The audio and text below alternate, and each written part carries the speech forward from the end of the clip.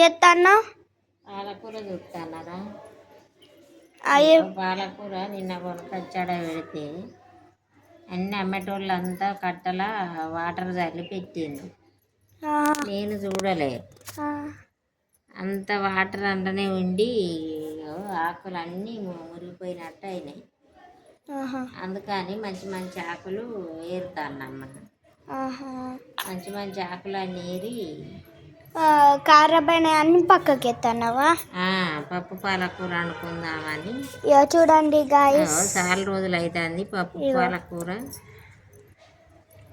నేను కనబడతాను ఆకులు అన్ని ఎట్లయినాయో చూడు. ఘోరంగా సగం పోయింది, సగం ఏరిన. మంచి మంచి ఆకులు అన్నీ ఏరుతాన్నా. ఇప్పుడు కడుగుతావా? ఫస్ట్ కడుగుతారా? కడిగి పక్కకు పెడతావు ఆరేదాకా. కడిగి ఇక చూడండి గాయస్, ఇక్కడ చూడండి ఇలా అయింది. వైప్ చెప్పు నాని. అంతా ఖరాబ్ అయింది. చల్లేటోళ్ళు కొంచెం మంచిగా నీళ్ళు వాటర్ ఎక్కువ చల్లకుండా అమ్మేటోళ్ళు కొంచెం పొడి పొడి ఉంచితే ఇంత ఖరాబ్ కాదు. సరే, లేకపోతే ఇప్పుడు కూర అండుడేనా? పాలకూర కొనుకొచ్చుకున్న వెంటనే వండుకోవాలి, అలా గట్టి పెట్టద్దు. ఖరాబ్ అవుతాయి అవి, ఖరాబ్ అవుతాయి, గిట్ల ఎండిపోతాయి కదా. గాలికి అట్లా అయ్యి మళ్ళీ ఖరాబ్ అవుతాయి మళ్ళా. ఎట్లా అయింది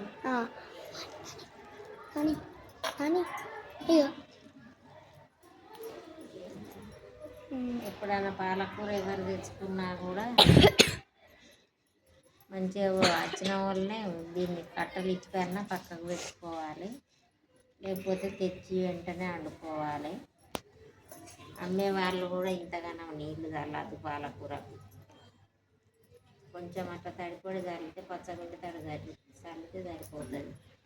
ఇక నీళ్లు చల్లిన వల్ల ఇక చూడండి ఎట్లయిందో పాలకూర. మనకేమో